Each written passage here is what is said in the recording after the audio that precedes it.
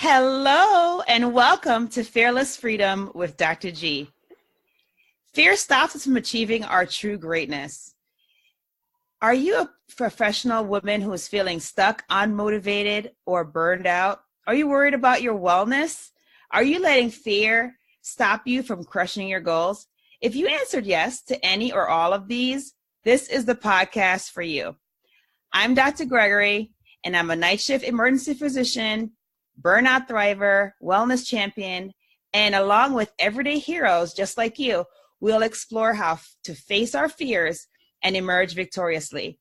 Today, we have the pleasure of having Dr. Nii Darko, who is a trauma surgeon, entrepreneur extraordinaire, podcaster, and who is at the helm of the Docs Outside the Box podcast empire, here to talk with us. Dr. Nii, welcome. Hey, Dr. G, thank you for having me on the show. Empire? I'm not sure if that may be too strong. It might be too strong. There it is. No, but we working on that, though. We working on that. Okay, hey, you got to dream big, think big all the time. Right. Well, thanks for having me on your show. So can you tell us a little bit about what it is you do? I kind of gave a little taste, but do you mind telling the guests, the audience, what it is that you do? Yeah, you pretty much hit all the components. So I am a trauma surgeon by training. I also am a entrepreneur. I run a locum tenens company. So for people who aren't familiar with the term locum tenens, it's basically Latin for placeholder. Basically, it's a temp agency for physicians. So if there are hospitals, particularly hospitals in rural or underserved areas that don't have access to specialties that you normally get in the city, sometimes they will hire temporary docs to come and work there. So basically, I form my own agency where hospitals can interact with my agency as well as with physicians. I also host a podcast called Docs Outside the Box. It's a podcast about ordinary doctors who are doing extraordinary things outside of medicine. And that's pretty much it. I'm husband, father, all those different things. That's a lot. That's good. Actually, probably husband and father is the busiest part of everything. I believe it. And probably the most important too, I bet. So, people always think that, they look at you, they may look at you, they may look at me, and they say, oh, you're a physician, you're a surgeon, you have it all. You don't have any fear. But we know that's not true. Right. Because we are human, and all of us humans have that in common. We experience fear. Now, I would love if you could tell us a little bit about a fear maybe that you might experience as you are dealing with a life and death situation every day on the job. Oh, that's easy. As part of my job, and you are ER physician, trauma surgeon, we work together a lot in trauma situations, is, that fear of getting that page or getting that overhead call about, a trauma that's coming through. And oftentimes, depending on what hospital it is, they will say that a trauma is coming in, and they'll give you, whether the classification of if this is a really sick trauma or if this is just a trauma that's kind of run of the mill. Right. And then the ETA, or the estimated time of arrival. And no matter, or if it's a regular trauma or if it's something that you get really nervous about, there's this unknown of like what to expect. And I think that's part of the best part about trauma surgery is the training that you get. It's very algorithmic. If this happens, then do this. If this happens, then do Y, then do Z.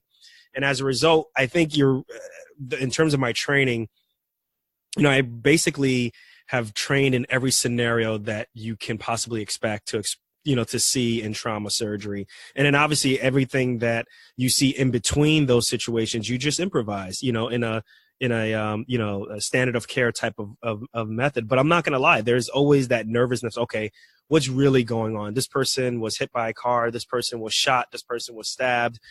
Or this person literally just fell down, had a ground level fall, and their, vitals are stable. Like, what actually is really going to happen until they come into the operating room, or come into the emergency room? There's some nervousness around that, but that also at the same time, that kind of keeps me going, right? Because that means that it never gets too boring, actually. So I really appreciate that.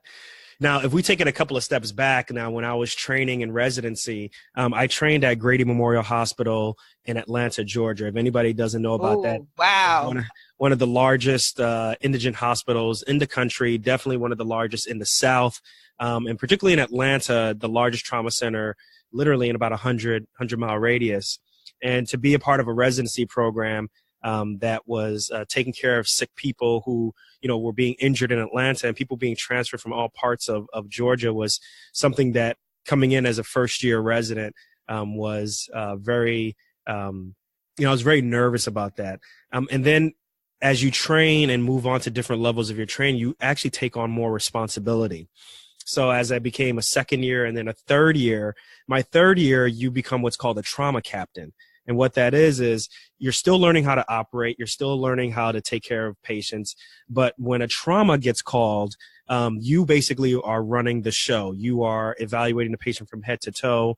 And obviously your professor or the attending is there watching. And then you also have a chief resident who's there ready to take the patient to the operating room. But for the most part, the decisions, you're making those decisions, and provided you need assistance, that relies on you. So that was really nerve-wracking to be able to make those type of decisions. That I got really nervous about that at times. Sometimes be waking up in a pool of sweat after, right before a call, or right before, taking call for the night. You're just like, man, like, I hope, this doesn't come in, or I hope that doesn't come in, because it was so nerve-wracking. I was hoping that certain things wouldn't come through the door. But actually, those are really good things. I think, sometimes we get certain things in our lives that are only just preparing us, for something great later on, right? Like Will Smith often says, like, the greatest things, the most beautiful things in life oftentimes are on the other side of fear, right? Oh, yes. Oh, yes. So for me, being able to take care of these patients who were really sick, although the expertise and the knowledge wasn't, where I wanted to be as a third year, just knowing that I could take care of these people and they were backup for me, really helped me through that process, to the point where now, I've been on my own, practicing for almost 6 years now. And it's just like, wow, like, I really look back at those Grady days. And then after that, I went and trained at Miami at Jackson Memorial Hospital. Another busy place, the Grady of Miami, basically. And you just look at these situations, you're just like, wow, like, all of those times where I was just, so nervous and so, fearful of what's going to happen. Is this patient going to make it, or what kind of review or what kind of critique will I get from my professors? Like, it's amazing how that stuff really helps, So, being on this end, I feel a lot more happy and gracious that I went through those times. So it sounds like what you're saying is, when you push past fear, breakthroughs happen.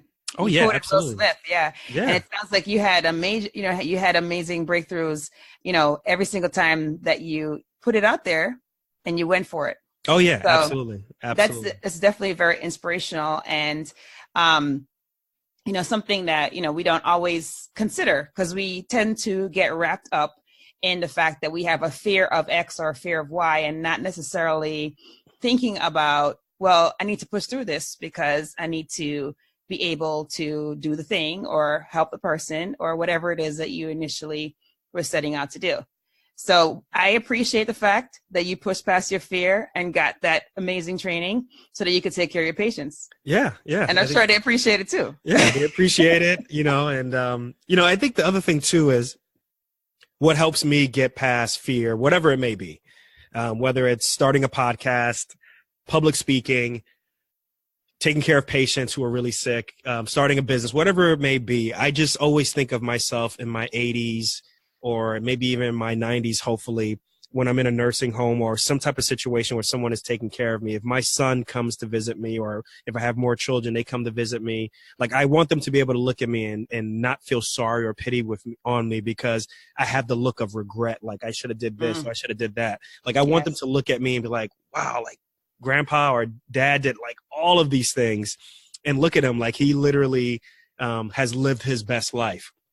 So for me, no regrets, so like, I think, I've heard that before. Like, somebody said, like, one of the saddest things is to go to a nursing home or to see someone in their 80s, not because of the impending of what's going to happen, but more importantly, like, facing like what they missed in life.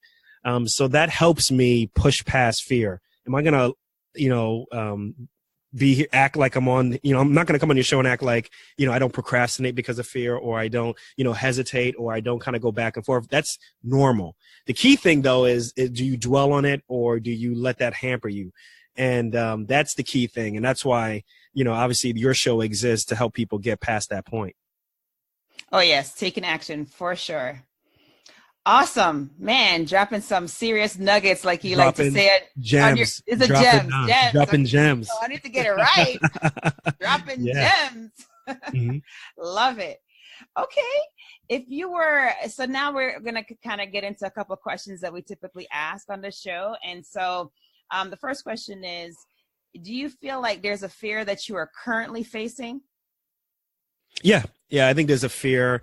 The fear that I'm facing right now is, to be honest with you, is like the unknown of where I want to go from a business standpoint, and where I want to go from, a public speaking standpoint. It's more of a, I don't know if you ever heard of some people get nervous of a fear of success. Oh, yes. Right. And I don't know if I necessarily have a fear of success. I don't think that's the case, but I do think though that there is, the fear of what it takes to get to this point, right? Where you feel really comfortable speaking, you feel really comfortable being a business person. Like you let all of those things kind of stop you from getting to where you really want to be. So that's why I often say, I don't think I have a fear of success. I don't think that's what it is. It's just like, man, like I got to really do more episodes. I really got to stay up at 5 a.m. Like all those things that, it takes to be a really great, XYZ, whatever it is. Sometimes I get caught up on that, and I'm real about it. And I talk about that on my show. And that's helped me. That's been therapeutic. My audience is my therapist, Nice.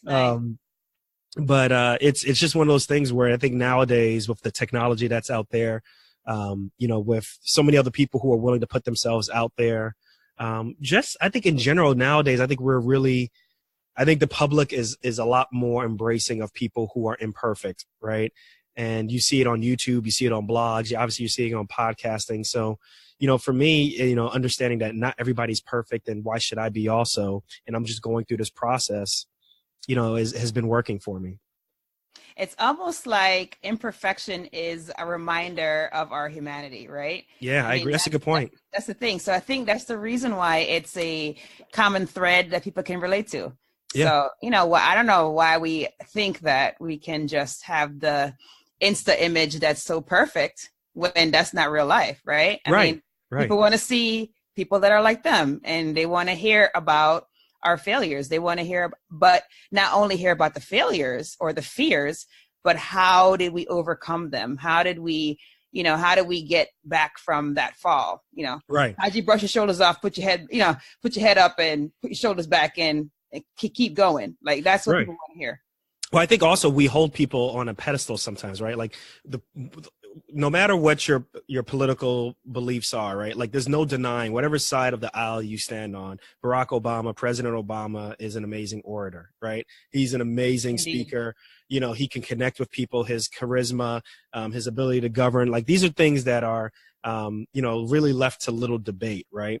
But he's someone who struggles with smoking. He's someone, at one point, who struggled with, identifying or communicating with a certain type of community and stuff. Like we all have gone through a process of getting better. It's just that when we see someone like President Obama, we put the pedestal and we're like, oh, I got to speak just like him. I got to be able to connect just like that.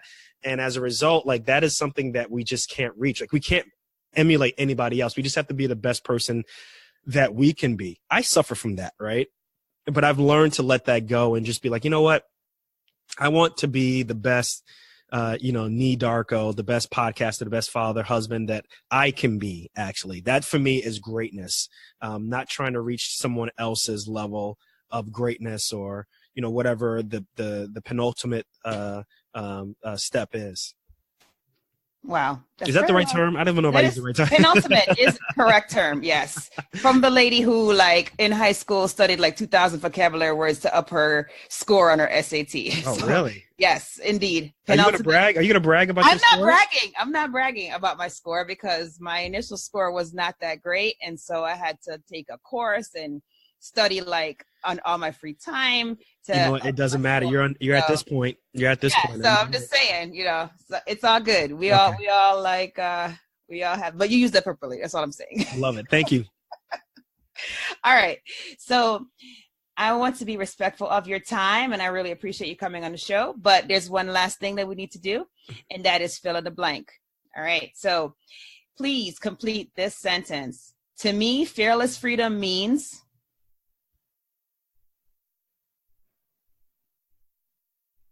living without regrets. Awesome. Wow. That's awesome. If I am fearless, I will... accomplish anything in the world. Great. And last but not least, my battle cry is... you only have one life, make it count, and live outside the box. Fantastic. Thank you so much, Dr. Darko, for spending time with us. Really appreciate it. And it was just a great conversation. So I appreciate that as well. Thank you for having me on the show. I really feel honored to be on your show. And I'm really excited that you started this podcast. I think there needs to be more podcasts by doctors out there talking about, getting past fear. And I really love the fact that you're putting yourself out there. I think you're really going to resonate with the audience. I think you're going to do amazingly well. Awesome. Well, I appreciate that. And thank you for being a great mentor and coach. I appreciate that as well. All right. So thank you so much, everybody, for joining us today on this journey. It was such a great conversation to be able to share that with you. I hope that we will all strive to unleash the greatness within us by punching fear in the face, self-reflecting, supporting each other, and just doing this.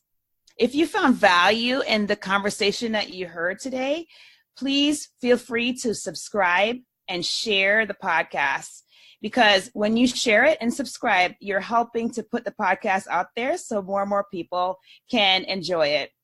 Also, if you don't mind, and I'd really appreciate this, leave a good review and a 5-star rating. That will also help to elevate the podcast and get it out to more ears.